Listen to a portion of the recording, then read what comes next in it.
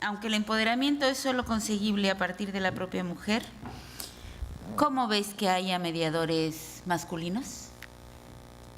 ¿Puedo contestar yo? Vale. Me encanta que me hagan esa pregunta.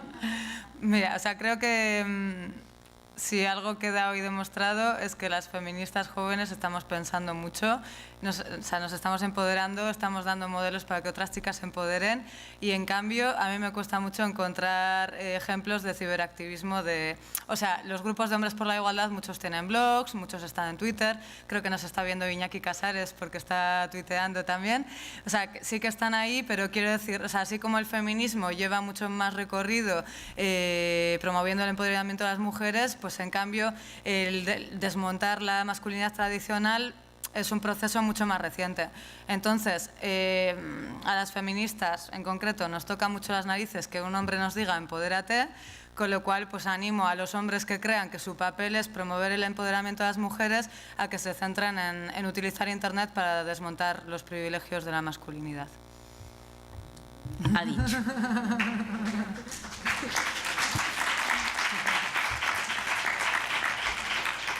¿Nada más que decir? Vale. Estoy completamente de acuerdo con Yune, ¿no? Es como, no necesitamos que nadie nos empodere, o sea, nos empoderaremos nosotras. Ni tan siquiera las feministas tenemos que empoderar a otras mujeres, ¿eh? Que claro. ese es un concepto súper paternalista en el que es esta mierda de que yo, blanca, voy a empoderar a la mujer inmigrante que está peor que yo. O sea, el empoderamiento es un proceso colectivo, como bien pueden explicar las doctoras Norma y Clara.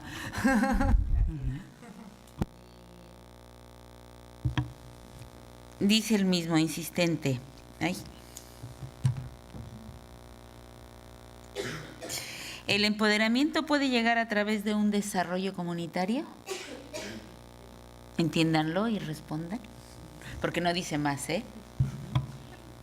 Si la idea es empoderarse en comunidad, la mayoría de las veces sola no puedes y con amigas sí.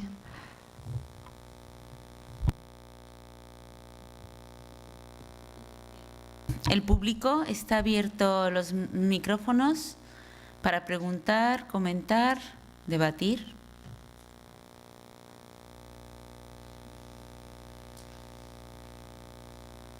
Yo mismo. Vale. Ya que tengo el micro, pues desde la perspectiva masculina lo que yo he podido aprender con esta perspectiva tan interesante, que es que Internet y los foros, las redes, nos pueden ser muy útiles a los hombres precisamente por cómo estamos dañados en cuanto a juntarnos con otro ser humano, con expresarle nuestros sentimientos, nuestras dificultades, mostrarnos vulnerables. Entonces, ese anonimato, esa seguridad, pues nos puede permitir contar la burrada que hicimos ayer, nuestro comportamiento sexista, las dificultades que tengo con mi pareja, etcétera, y encontrar apoyo. Y por lo que yo he aprendido en mi poca experiencia en este mundillo, así ha sido. Han acudido hombres buscando eso. Y también pues porque hombres que están comportándose de manera violenta y opresiva necesitan sitios donde poder empezar a trabajarse eso para poder dejar de hacerlo, porque tienen que dejar de hacerlo. Entonces, si generamos algún espacio donde puedan empezar a contar, oye, yo esto, que joder, me siento súper culpable, me siento súper mal, pues va a ser muy interesante, va a ser un avance. Y bueno, y para todos los hombres en general que intentan tener un modelo masculino distinto al dominante, pues también va a ser un espacio donde encontrar, sobre todo la gente adolescente, hostia, si puede ser hombre y puede ser de una manera lo que muestran las series de televisión. Eso se me ha ocurrido. Igual vosotras que estáis en ese mundo, habéis hablado de vuestra relación con las chicas que se cuelgan a la red. A lo mejor tenéis algo que comentar sobre los chicos que se cuelgan a la red.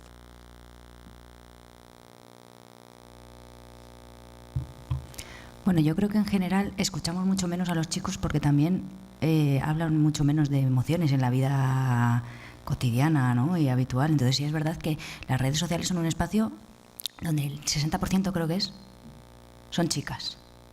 Y donde las chicas casi siempre están hablando o estamos hablando desde lo personal, de nuestras vidas, de nuestras intimidades, entre comillas eso de las intimidades, ¿no? Porque al final son intimidades públicas que quiero decir, ¿no? Y si es verdad que los chicos no no las utilizan, digamos, para esa relación o para esa comunicatividad, ¿no? De alguna forma. Yo creo que hay que cambiar también mucho esa socialización en la que no se permiten tampoco hablar de otras cosas que no sean el fútbol y las cervezas, ¿no? Como estábamos hablando también en el café, y que las usen desde ese otro espacio, ¿no? Pero desde luego tiene que haber un cambio bastante importante a nivel social para que las redes lo puedan percibir también, ¿no? Lo que vemos en las redes es lo que hay en la vida cotidiana, ¿no? En la vida real. En Picara sí que hemos visto mucha aceptación por parte de los chicos de la sección de sexualidad que hace Mónica Quesada, que se llama Afinando el órgano.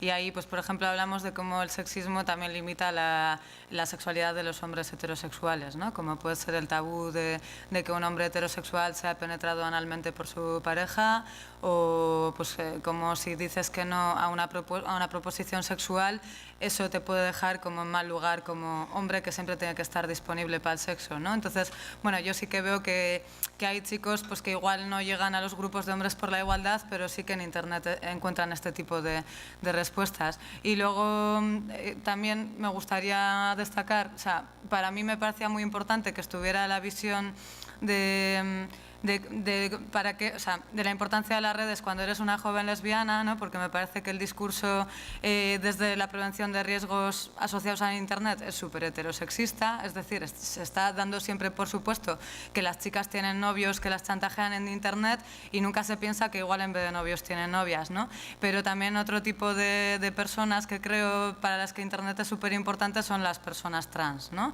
El otro día dinamizando hice un cineforum con la película Joven y alocada, que os he puesto al principio, que por cierto, no os la voy a destripar, pero para esa chica, entre otras cosas, Internet también es una forma de cuestionarse el mandato de la heterosexualidad y de empezar a estar con mujeres.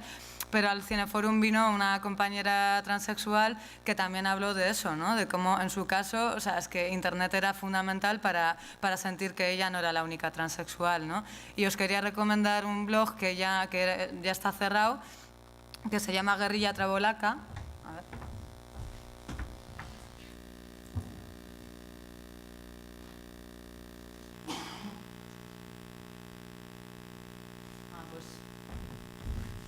No tengo el blog. Bueno, Guerrilla Travolaca con K, pero esta es una de las imágenes que generaban y yo, por ejemplo, fue la primera vez que tuve la oportunidad de contactar con el discurso de la gente trans que reclama la despatologización de su identidad con discursos diferentes a lo de nací en el cuerpo equivocado, ¿no? Sino la sociedad es la que está equivocada, la sociedad pues que impone el binarismo de género. Entonces, por ejemplo, en Guerrilla Travolaca había chicos trans súper jóvenes. O sea, el otro día me enteré que Miquel Misé, que es uno de los activistas trans que empezó en este colectivo, pues empezó como con 15 años y ahí también Internet pues es un espacio súper importante para visibilizar las identidades que se salen del binarismo. Y otro tipo de masculinidades, ¿no? O sea, tanto las masculinidades alternativas de los hombres cisgénero y tal, como las masculinidades pues de las lesbianas, de los chicos trans y demás. Yo sí creo de todas formas que Internet puede ser un espacio donde los chicos también vean otro tipo de hombres, ¿eh? Aunque sí es cierto que los contenidos top, por así decir, van a seguir siendo los mismos, ¿no? los que más encontramos. A mí, por ejemplo, sí me han contactado en muchas ocasiones chicos que de alguna forma se están buscando, se están encontrando, no se sabe muy bien por dónde quieren ir, ¿no? De alguna forma. Y creo que la adolescencia también es un periodo en el que podemos influir bastante, ¿no? para ese crecimiento y para que en Internet haya diversos mensajes que no sean los de una masculinidad única y absoluta, ¿no? y que no haya más allá, ¿no? Pero bueno, que en ese sentido yo sí quería decir que últimamente, por ejemplo, a mí me enlazan cada vez más chicos, como un elemento positivo, en el que también se sienten identificados, no desde el victimismo de yo soy controlado, sino desde la capacidad también crítica de darte cuenta de lo que haces, de lo que no haces, ¿no? Y que en ese sentido me parece también una herramienta positiva, ¿no? Que puedan hacerlo. Vale, pues dejamos la reflexión sobre los hombres. ¿Pasamos a alguna otra? ¿Preguntas? Bueno, de alguna manera el tema de la educación, ¿no? Que habías preguntado en la ponencia de Marta tuvo una respuesta amplia, ¿no? Interesante.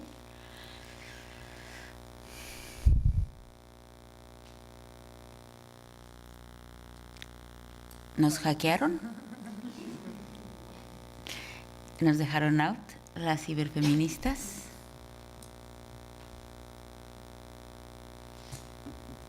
¿Entre ustedes tienen alguna pregunta que hacerse? Sí, Yanire. Igual por el tema educación, sí que diría que creo que se están integrando muy poquito las nuevas, ¿no? De alguna forma queda como todavía mucho más por hacer para que estemos educando en las redes sociales, desde dentro de las redes sociales, en los propios centros educativos, ¿no? O sea, es que de alguna forma es como esto es un mundo que está afuera, a nosotros no nos interesa entrar, ¿no? Y que depende mucho del voluntarismo, ¿no? Yone hablaba de su profe, pero claro, es que su profe tiene muchas ganas de trabajar, ¿no? Y a mí me da bastante rabia que sea necesario encontrarnos con gente que tenga ganas de trabajar para poder trabajar sobre ello, ¿no? De alguna forma estamos siempre pendientes de esa voluntariedad de quienes quieren trabajar en ciertos temas, ¿no? Y que sigue costando mucho meterlo. No ya a nivel de financiación o de capacidades horarias, etcétera, etcétera, donde ya digamos que nos metemos en más dificultades aún, ¿no? Pero sí es que simplemente para poder trabajar este tema que a mí me parece súper vital, que están viviendo en los centros escolares todos los días, o sea, que por mucho que tú capes las redes sociales en tu centro educativo, en el smartphone entras perfectamente, o sea, que es que es ilógico y es que es, no sé cómo decirlo, es como paranoico. Me vas a decir que por cerrar las redes sociales en tu centro educativo los chavales y las chavalas no vayan a estar. Pero si solamente tienes que hacer así con el móvil y entras perfectamente, ¿no? Y están dentro del centro educativo. Entonces, ¿por qué no integrarlas como una herramienta educativa? Que parece que no lo es, ¿no? Entonces, sí que creo que queda mucho por intentar verlo desde ese punto de vista como herramienta y como una vía perfecta para poder trabajarlo, ¿no? Se me quedaba ahí como un poco decir eso.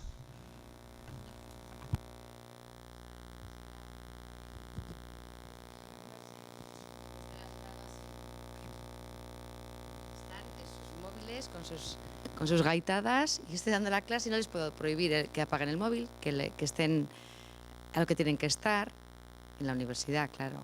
Yo pues sí le escuchaba, pero bueno, pues decía que están tiqui. Con 22, 23 años, claro, son gente universitaria. O sea, yo, vamos, que estoy de acuerdo y yo soy la primera que muchas veces me despisto y no estoy en el aquí, en el ahora por estar ahí con el móvil. Pero por otro lado, tampoco es que cuando no había posibilidad de chatear la gente estuviera atenta todo el rato. Lo que pasa es que no lo veías. O sea, claro, o sea, aquí es como que el móvil te da cierta legitimidad para estar a otra cosa, pero antes pues tu imaginación fluía por otros derroteros, ¿no? Y el otro día con Marta y con Andrea estábamos hablando del tema del ciberbullying, por ejemplo, ¿no? Que hay mucha alarma, o con lo del sexting. No sé, como que entonces lo que decía un poco Yanire de si es el WhatsApp el que rompe las relaciones o si es un modelo de relaciones pernicioso, pues esto es lo mismo, ¿no? Que a veces con esto del sexting, o sea, como que el sexting, ¿sabéis qué es? Cuando se chantajea, cuando se difunden fotos o vídeos eróticos, ¿no? Yo qué sé, pues yo cuando era adolescente en el Instituto de Munguía, mi mejor amiga sufrió un año de bullying porque un chico fue contando que se había enrollado con ella y que le había hecho una mamada, ¿no? Lo cual con 15 años era un escándalo. O sea, es que eso es sexting, pero sin fotos. Pero, o sea, no creo que la sensación de exposición y de humillación vale que crezca si hay una foto, pero contra lo que tenemos que ir es contra el bullying y contra el modelo sexual que hace que una chica sea humillada pues por algo tan sano como practicar el sexo oral en un momento dado, ¿no? Entonces, o sea, como que me preocupa que el alarmismo se centre tanto en el formato porque, porque los propios proyectos que trabajan en contra del sexting muchas veces se olvidan de la perspectiva de género y es mucho más importante cuestionar la doble moral sexual y promover el empoderamiento de las chicas que el hecho de si ahora te humillan con una foto o antes con, pues eso, ¿no? Con el chismorreo desvirtual o lo que sea.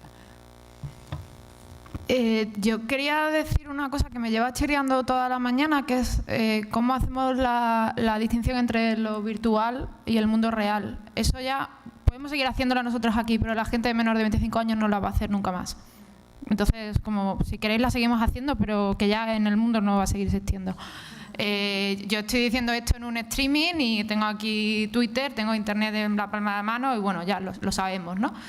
Y entonces con eso está la idea de que lo que está pasando en internet es lo que está pasando en el mundo. Hay bullying, como había bullying cuando no había Twitter para hacerlo a través de él. Y además de hecho está todo este discurso de meter miedo con el tema, pero si te pones a estudiarlo no han aumentado las cifras de bullying en ningún lado. Y voy a traer una cita que al final no la he metido por no enrollarme más, de una mujer norteamericana que se llama Dana Boyd. Boyd es B-O-Y-D, por si queréis buscarla, muy interesante, que ha hecho muchas cosas de antropología, de trabajar con adolescentes para ver cómo utilizan las redes sociales. Está a punto de publicar un libro, ha publicado ya muchos y tiene un blog y podéis encontrar por ahí artículos y podéis leer en inglés porque no está muy traducida. El próximo libro que va a publicar empieza con una cita que le dijo un chico en una entrevista, que era: por favor, dile a mi madre que voy a estar bien. O sea, cuéntale, tú que has entrado en nuestras comunidades, sabes cómo funciona Facebook, cómo funciona Twitter, cuéntale que estoy bien, que no pasa nada, que no estoy haciendo nada que no hiciera ella cuando iba, en el caso de Estados Unidos, al centro comercial los fines de semana. Y es ese discurso el que cuando te pones a estudiar, cuando la gente que hace antropología y que estudia lo que se hace en este tipo de comunidades se da cuenta totalmente que no es que sea un mundo distinto en el cual pasan cosas hiperlocas, es que pasa lo mismo que nos pasaba, pues eso, cuando íbamos los fines de semana al centro comercial, al cine o al sitio donde nos dejaran salir según en cada contexto social. Perdona. No. Quería sobre todo hacer un poco, porque siempre hablamos de los adolescentes están ahí enganchados con... Pero vamos a ver, no vais en el metro todos los días, en el metro no está todo el mundo enganchado, yo veo a gente de todas las edades, de mujeres, hombres, no quiero decir viceversa porque, ¿no? Pero, o sea, vamos a ver, que estamos conectadas y conectados todo el día ya, que nos envían cosas del trabajo por WhatsApp, ¿sí o no? Que estamos en ese mundo ya, ¿no? Y que estamos siguiendo, manteniéndonos en... Ay, esas son nuevas tecnologías y eso son cosas que utilizan así los adolescentes, ¿no? Y no es en ese sentido, ¿no? Pero cuando hablaba también Yune un poco del tema de... cuando nos están enviando un contenido, por ejemplo, de una chica, ¿no? Lo que se habla del sexting, ¿no? Yo creo que todavía seguimos sin hablar de nuestra respuesta colectiva. Es decir, si a mí me llega un vídeo de una chavala a mi WhatsApp, no me llega porque me lo haya enviado su ex. Su ex lo envió un día, pero luego lo compartieron 50.000 personas. Y entre esas 50.000 personas estamos personas de esta sociedad. Es decir, de aquí, que tú lo ves, lo recibes y lo envías. ¿Por qué lo envías? Porque seguimos manteniendo una cultura del sexo, ¿no? Y seguimos manteniendo la misma hipocresía también sobre la sexualidad, ¿no? Entonces, ¿por qué no dejamos de cambiar esos mensajes de no subas, no compartas vídeos, no sé qué, y no nos centramos también en todo lo que podemos hacer el resto de personas intentando evitar esas respuestas, ¿no? Si yo recibo un vídeo, lo primero que debería de hacer, o lo primero que a mí me gustaría hacer, sería decirle a quien me lo ha mandado: te has pasado un huevo, ¿por qué me mandas a mí esto? ¿No? Y de alguna forma, si hiciéramos más eso, también esas violencias de alguna forma se podrían proteger desde la respuesta colectiva, ¿no? Pero sí que creo que bueno, pues eso, que tendemos mucho a ponerlo en el exterior y eso le pasa a otras personas, pero yo no estoy enganchada, ¿no? Y a mí no me pasa, ¿no? Y realmente, o sea, que yo estoy enganchada, pero que estoy segura de que la mayor parte de gente que está aquí está enganchada y la gente que nos está viendo por streaming está enganchada también. Y no son adolescentes y no son... ¿Vale? No sé. Andrea, ¿existe activismo feminista lesbiano impulsado a través de Internet? ¿Podéis dar algún ejemplo o experiencia?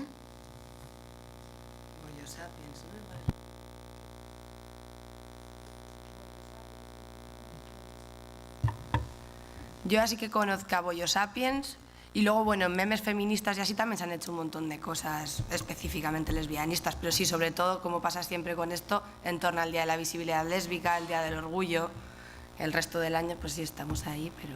Aunque yo diría que muchas ciberactivistas son lesbianas, pero como muchas feministas son lesbianas y luego no hablamos del aborto y no hablamos de cuestiones más específicas, ¿no?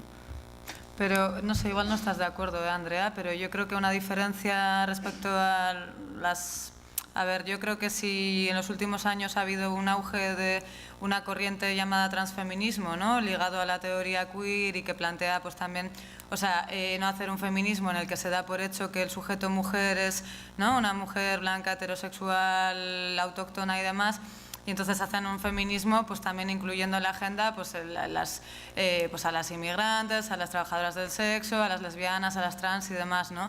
Entonces yo creo que es el transfeminismo el que más está utilizando las redes sociales, con lo cual igual no hay un montón de activismo lesbofeminista y ya, pero eso, pues las de memes feministas hacen memes lesbianistas, yo qué sé, La Fondona, que nos ha tuiteado antes, que es un centro de documentación feminista de Barcelona, son centro de documentación feminista y LGTB y también generan contenidos así, o yo qué sé, o las asambleas de feminismos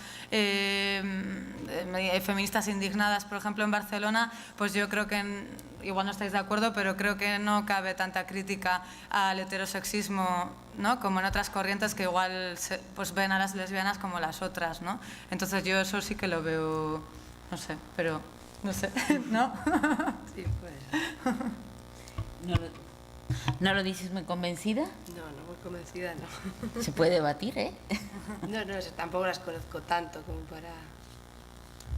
Los movimientos que conozco más de cerca sí que somos las otras. En estos que tú dices, no lo sé.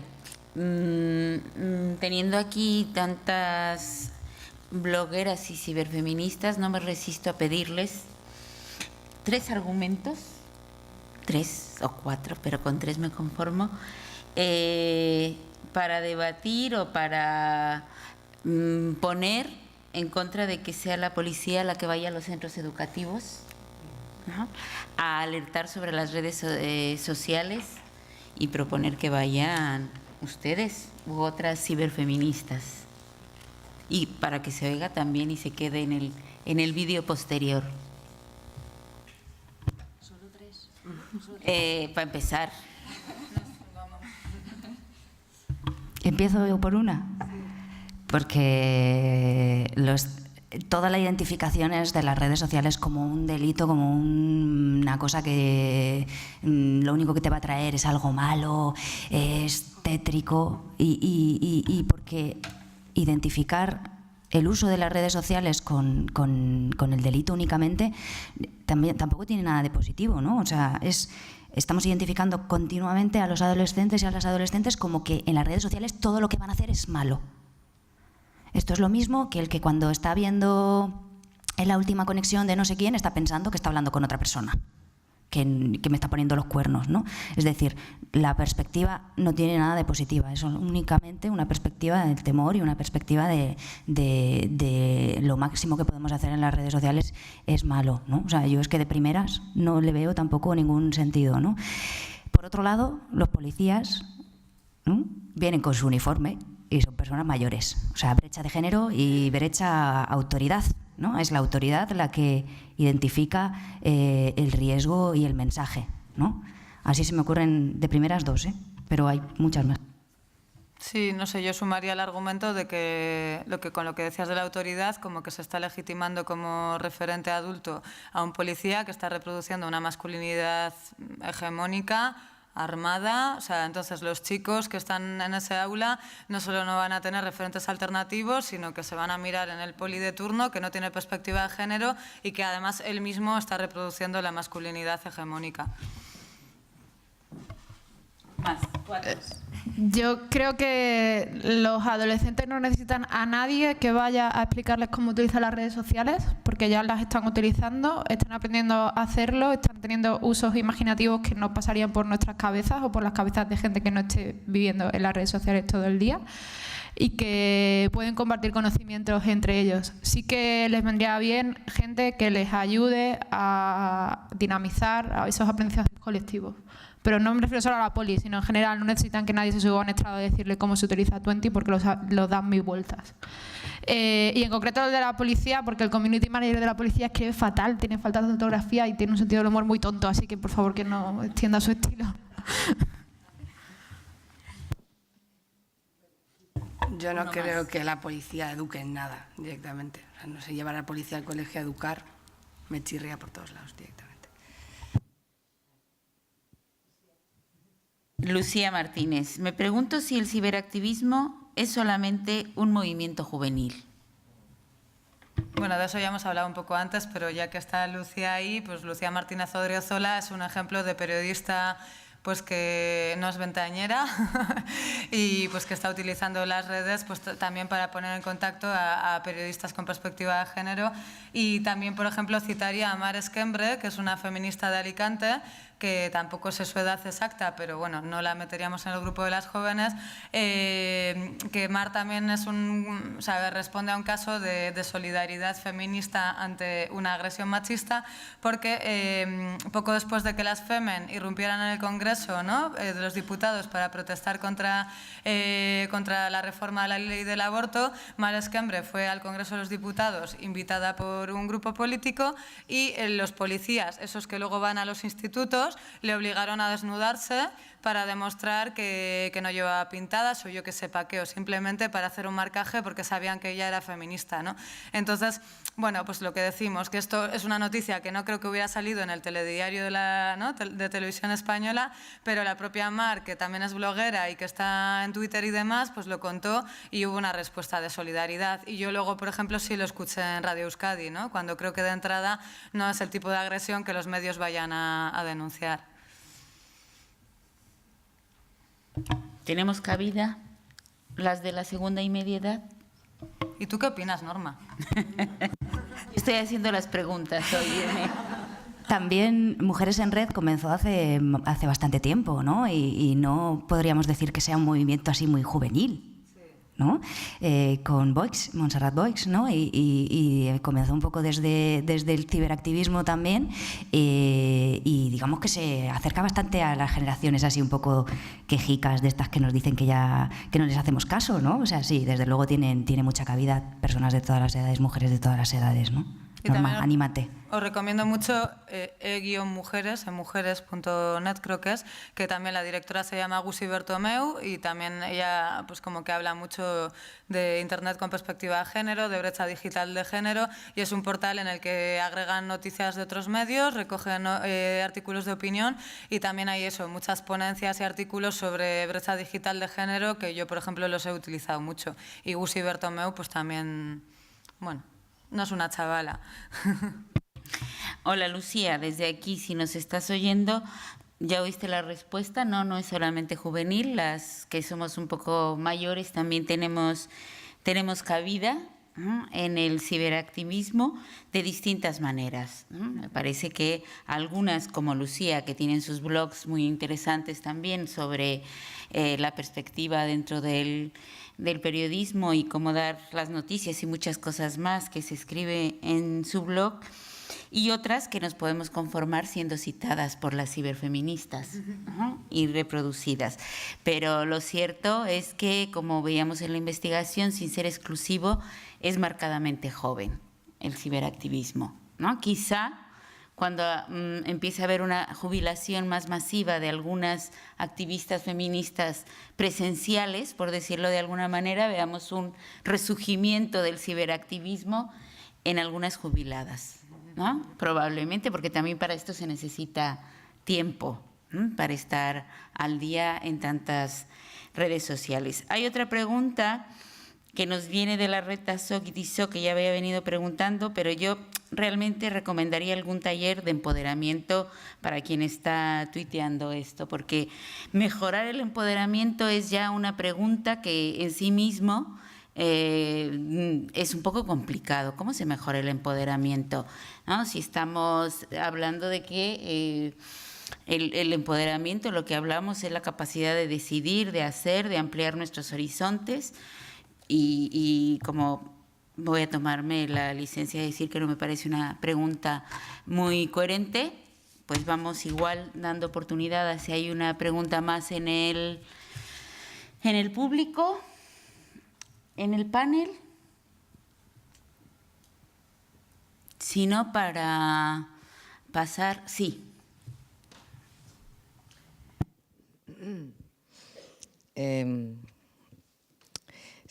Estaba dándole vueltas a muchas de las cosas que habéis dicho y estaba en duda de si como feminista madura irme calladita, ¿no? Y decir, vale, tomo nota de por dónde vienen los nuevos aires feministas o decir algo. Y al final me inclino por decir algo. A ver, a mí me parece que es un movimiento juvenil. Creo que tiene razón Lucía, que el ciberfeminismo es sobre todo un feminismo juvenil. No adolescente, pero sí juvenil. Y yo siento que a las mujeres, digamos, de más de 40 años, feministas, con algunas excepciones, pero no nos engancha. O sea, y no necesitamos que saquéis así los ejemplos de las excepciones que hay, que ya no las sabemos, pero yo creo que tenéis que reconocer que no nos engancha. No nos engancha el formato, ¿no? Yo creo que no nos engancha el formato. Y entonces puede haber explicaciones del tipo, le tenemos miedo a los ordenadores, no hemos nacido con un ordenador bajo el brazo como vosotras, le tenemos terror a destruir el ordenador, como decía ella, ¿no? Arrastramos una educación poco cercana a las tecnologías, a las máquinas, ¿no? Mujeres de 50, 60 años. Bueno, hay muchas explicaciones. Pero yo creo que es cierto que el continente, el formato, no nos atrae. Y no sé si nos va a atraer a las que tenemos ya 50, 60 años. No sé si nos va a atraer a base de usarlo, o por más modernos o por más sencillos que sean los ordenadores, ¿no? Cada vez. Pero creo que no es un problema solo de continente, es un problema de contenido. O sea, los contenidos que circulan por el ciberactivismo son muy distintos a los que muchas feministas manejamos cotidianamente. Temas de luchas reivindicativas en torno al trabajo, en torno a la pobreza, en torno a la educación, a los derechos laborales, o sea, ámbitos del feminismo que casi nunca aparecen en las redes sociales ni en los temas que tocáis. Yo siento que desde el ciberespacio, desde el ciberfeminismo, se abordan privilegiadamente una parte de la agenda feminista. Y esto es lo que tiene que ver con el cuerpo, con la sexualidad, con las transgresiones a ese nivel, con la violencia, ¿ya? Algo con los derechos sexuales y reproductivos o con la sexualidad y el aborto, pero eso no agota ni el campo de preocupaciones de las mujeres, ni el campo de luchas, ni el campo de investigación, ni el campo de reflexión. Muy probablemente esos son los temas que menos hemos tocado abiertamente feministas de mi generación. Son los temas que hemos hablado en círculos de amigas, pero que no tanto abiertamente, ¿no? Y probablemente no nos sintamos cómodas hablando de esos temas tan abiertamente como lo hacéis vosotras. Yo al menos no me siento cómoda, muchas veces leyendo las cosas que escribe June. Y me encanta leerla, y le leo todo lo que escribe. Pero me da una cosa que creo que tiene que ver con mi edad, con mi educación feminista, con mi especialización en temas más sociales, más políticos, más de la economía, más de movimiento, y menos en esos temas que parecen ser los favoritos del ciberfeminismo. Entonces yo creo que ahí tenemos una brecha, que no es solo una brecha digital, de tocar máquinas y de entenderlas, ¿no? Es una brecha generacional entre las feministas que podía haber pasado desapercibida y podíamos haber ido haciendo una transmisión de una generación a otra, pero de repente la cibernética esta nos ha hecho como muy visible que hay más brecha que lo tecnológico. No sé si me estoy explicando, ¿no? Hay una brecha de contenidos. Eso por un lado, perdón la extensión. Por un lado. Y por el otro lado, ¿cómo le hacemos las que estamos acostumbradas a leer libros de 200 páginas para manejarnos con los posts de 200 líneas? A mí me parecen casi todos de una superficialidad y de una repetición y de una liviandad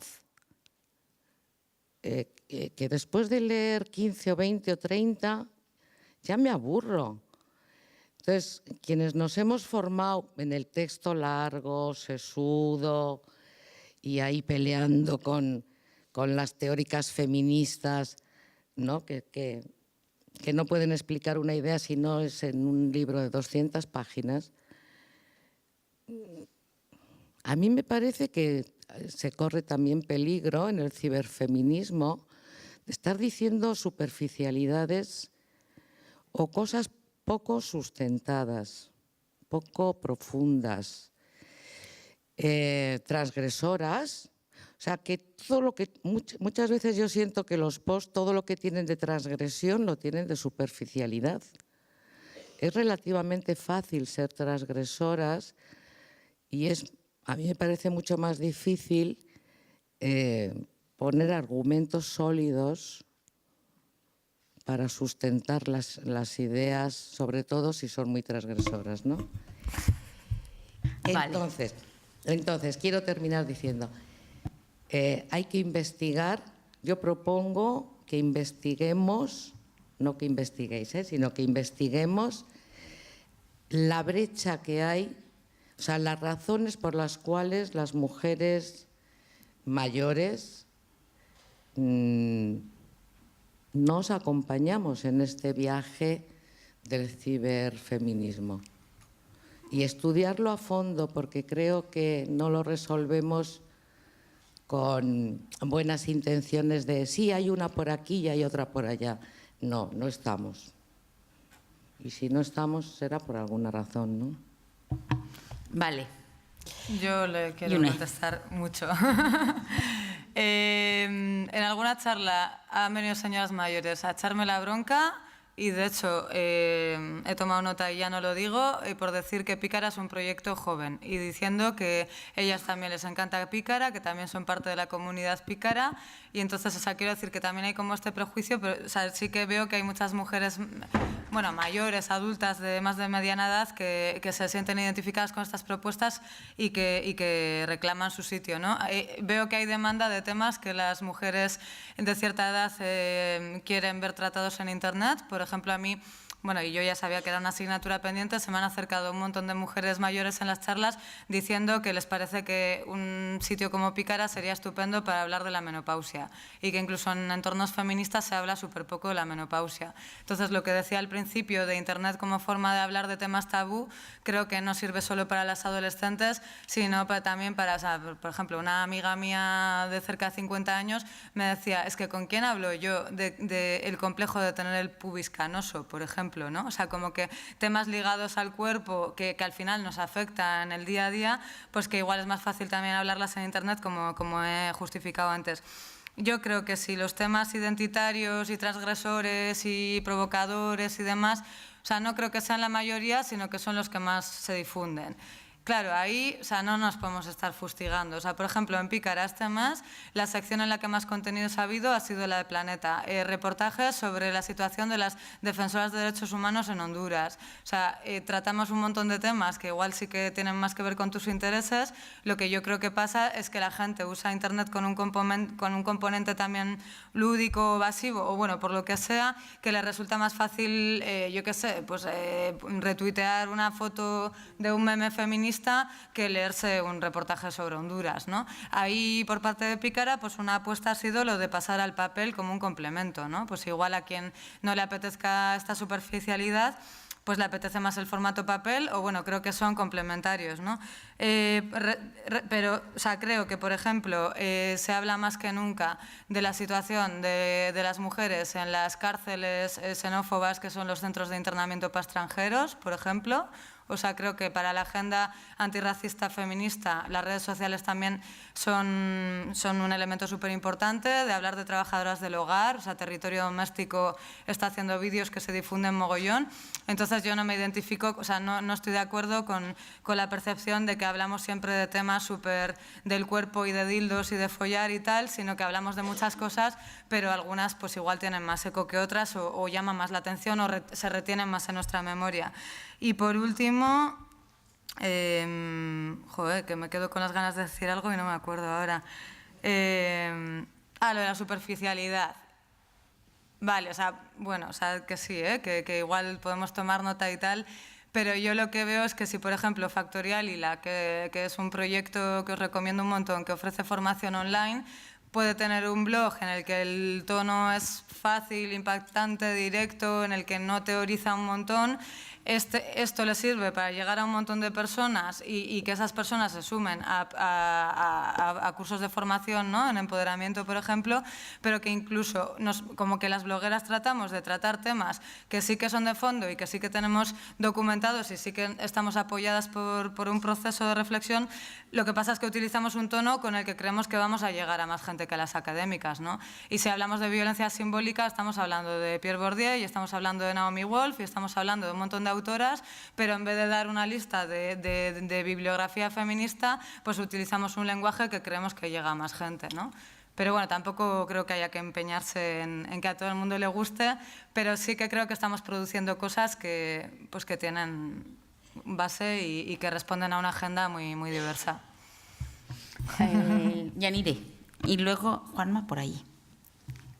Por hacer una aportación que nos dicen desde las redes, la Castejón, que es María Castejón Leorza, nos dice: se habla de superficialidades en los posts de los blogs. Un post requiere mucho trabajo, no son superficiales. Se pueden y deben combinar lecturas de libros de 200 páginas y post. Yo creo que sí es cierto que muchas veces nos quedamos con la inmediatez, que es la imagen o el tuit en el que yo enlazo con un post, pero luego el post sí que es cierto que lleva mucho trabajo, y que lleva también detrás mucha reflexión. Bueno, depende de quién escriba el post. Yo realmente lo hago desde el trabajo y desde que me he pensado montones en lo que quiero decir, lo que no quiero decir, etcétera, etcétera, ¿no? O sea, pero sí es cierto que creo que se trata de algo generacional, ¿no? O sea, tenemos un poco la sensación de que, por ejemplo, de que la gente joven no prestamos atención porque estamos viendo a la vez una cosa visual, ¿no? Estamos mirando el móvil y te estoy escuchando a la vez, ¿no? Y tenemos la sensación de que eso significa que no te estoy prestando atención, ¿no? Pero es cierto que hemos cambiado mucho nuestra forma las personas jóvenes o las generaciones, digamos, más jóvenes viven en esa, ¿cómo se dice?, confluencia de mensajes a la vez y no dejan de prestar atención, ¿no? De hecho, muchas veces cuando hablamos con profesorado y nos dicen, si yo le digo a mis alumnas y a mis alumnos que solamente hagan los deberes y no hagan absolutamente nada más, es que no le prestan atención. O sea, no llegan a poder, ¿cómo se dice?, concentrarse realmente en los deberes. Sin embargo, si tienen el 20 abierto o el Twitter y le pueden preguntar a la compañera y no sé qué, no sé cuántos, están viviendo al mismo tiempo en las redes y están haciendo los deberes también a la vez. Y eso es una cosa que yo creo que es muy generacional, real, ¿no? y que nos está cambiando un poco esas formas, ¿no? Pero sí, un poco por no quedarnos con esa idea de la superficialidad, yo sí diría que los mensajes sean cortos o que los mensajes sean muy visuales no significa que no haya mucho trabajo detrás, de reflexión y de trabajo no tan superficial, ¿no? Aunque lo que se vea desde primeras sí parezca rápido y sin pensar. Vale, Marta. Bueno, yo quería decir muy brevemente que envidio profundamente a las personas que tienen 10 años y son capaces de comunicarse haciendo un vídeo, cosa que yo he necesitado ir a una universidad y que me enseñaran a hacerlo. Y así podemos poner muchos otros ejemplos, ¿no? Creo que es parte del discurso feminista de construir las formas en las que se transmite el conocimiento y entender la diversidad de formatos y valorar otras formas de relacionarse con el conocimiento. Bueno, las redes ahora sí que están revueltas, pero ya es demasiado tarde. Vamos a dar 2 palabras que hay en la sala para ir cerrando. Sí, yo cuando ha empezado a hablar esta mujer, es que no le veo la cara, no sé, usted, tú, sí. Lo de que no nos atraen, a mí al principio sí a mí me ha pasado. Yo tengo 45 años, soy más hija de antes que de ahora, quiero decir. Pero para mí ha sido un descubrimiento a través de Pícara. He conocido a Liza Murillo, he conocido a un montón de gente y me lo paso como una enana. Es verdad que a veces me digo, joli, ¿qué cosas dicen? Joder, es verdad que es verdad, siento pudor. Os lo digo sinceramente, la canción del Pan Bimbo, la no sé qué. Bueno, ¿cómo me lo paso? Como una enana. Reconozco, bueno, y yo soy hija de la del apunte, el libro, tal. Pero lo veo como un complemento. Para mí ha sido un descubrimiento. Además, me encanta ver gente que hace eso que yo me siento incapaz de hacer. Yo no me puedo poner a cantar esa canción, ni me pongo en tetas en no sé dónde, pero me encanta que haya gente que lo haga. Y sí creo que es el esfuerzo de las más mayores el que tiene que verse por acercarnos a la gente más joven con estas formas así transgresoras, que a veces es verdad que nos generan pudor. Yo recuerdo el nombre de unas que dije, jolín, ¿cómo se pueden llamar así? Que cuando tú decías, Andrea, no somos amigas, nos comemos el coño. Yo decía, ¿pero cómo se pueden llamar así? O sea, ¿pero qué es esto? ¡Qué horror! Claro, pues, pero ahí voy. Y a Liza Murillo, cada vez que cuelga algo, es que no me lo pierdo, porque me encanta. Entonces, creo que, y lucho contra mi propio pudor, porque quiero saber qué se cuece ahí, en la gente joven, que tengo una hija de 12 años y qué es a lo que va a acceder. Bueno, eso quería decir, sin más. Contigo cerramos la palabra. Qué responsabilidad, la última. No, a ver, sobre lo que ha comentado, bueno, un poco esta mujer, que no sé cómo se llama del público, sí, Clara, sobre, bueno, la necesidad, bueno, de estudios largos o argumentación, ¿no? Lo típico de libros de 200 páginas. Efectivamente, yo también apuntaba antes que, bueno, que eso un poco muchas veces en Internet se pierde y, bueno, a mí también me da la impresión de que hace falta, bueno, cosas más largas y reflexionadas y concienzudas. Pero por otra parte, también creo que, bueno, que achacar a los blogs la falta de esto, bueno, es que igual no es el lugar donde hacerlo. O sea, los blogs tienen otras cualidades. Es, bueno, un poco lo que se decía también desde las ponentes, que, bueno, igual la gente que entra a Internet, ¿sabes?, a visitar un blog no entra con la intención o el tiempo para dedicarla a un estudio más largo. Además de que estos libros de 200 páginas se suelen escribir y leer desde no todo el mundo, sino un círculo de gente que ha tenido una mayor educación, que ha tenido o que vive en el mundo académico o así. Y bueno, poder acceder a Internet y tener un puente desde estas teorías hasta, pues eso, trabajos más de difusión, ¿no?, que cualquiera puede, prácticamente cualquiera, porque Internet tampoco es accesible a día de hoy a todo el mundo, pero bueno, es algo más general. Yo creo que es eso, que es positivo que no solamente que lo puedan leer, sino que también se pueda escuchar, ¿no?, a la gente que no tiene una formación académica y no tiene la capacidad de trabajar en un libro de 200 páginas. Eso por una parte. Y por otra parte, algo que has mencionado de que, bueno, que sobre todo es importante estas argumentaciones fuertes cuando se reivindica algo transgresor. Hombre, yo creo que algo que yo defiendo mucho es quizá algo que tiene que ver con la normalización, que es que, bueno, hay cosas que parece que hacemos y igual esto se nota más que en temas de feminismo, no sé, en temas, por ejemplo, de lesbianismo o bisexualidad, ¿no?, como es mi caso, que, bueno, que hay veces que como que se nos exige mucha explicación y es simplemente ya está, es así, ¿por qué no? Y bueno, creo que también es importante darse cuenta de esto, de que a veces eso nos sentimos como obligados a dar mucha explicación a cosas que bueno, que simplemente no tienen más misterio. Bueno, pues empezamos hablando de terror versus empoderamiento en estas jornadas. El terror que nos da a quienes no nacimos, no crecimos y creemos que no controlamos las redes sociales, pero espero que nos vayamos convencidas. Yo me voy convencida, gracias a Marta, que quiero ser hacker, ¿no? Y que podemos ser hackers y que podemos trastear en las máquinas para descubrir la información que de otra manera no podríamos llegar a ella. Junto con Andrea, también doy las gracias a Safo, porque las chicas lesbianas tengan hoy espacios que no tuvimos hace muchos años y que eso permita rebajar el nivel de aislamiento, de marginación, hoy a las lesbianas y quizá mañana a otros colectivos que se sienten igualmente marginados y que puedan a través de Internet crear redes, crear comunidades que visibiliten las necesidades de esta diversidad que somos como mujeres y como feministas.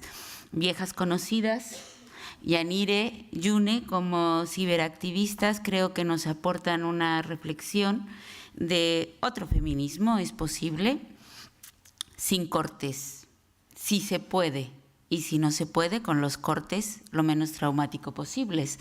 En la generación de genealogías feministas, muchas de las que hoy tenemos 50, hay que decirlo, ¿no? Y que andamos preocupadas por la menopausia y por los pubis canosos, además de por otras cosas. Crecimos, yo tengo ese referente con Sandra Bullock, si se acuerdan, ¿no? En la red, ¿no? Que era terrorífico, cómo se aislaba, ¿no? Y no tenía contacto, y de repente cuando se le cambiaban los referentes quedaba a expensas del terror, porque su única relación era a través de los ordenadores con los que jugaba, comía, se comunicaba, ¿no? Y la red nos dio mucho miedo, ¿no? a muchas mujeres.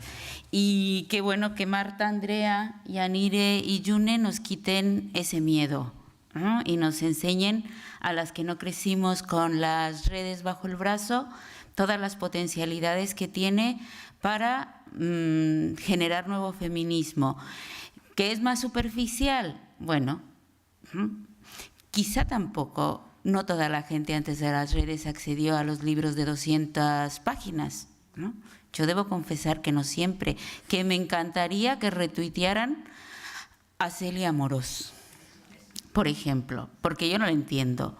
Entonces, creo que puede ser un trabajo súper interesante que alguien en 2 líneas nos retuitee y nos tuitee y nos lo vuelva a retuitear, ideas tan complejas que nos permita acercarnos a algunas.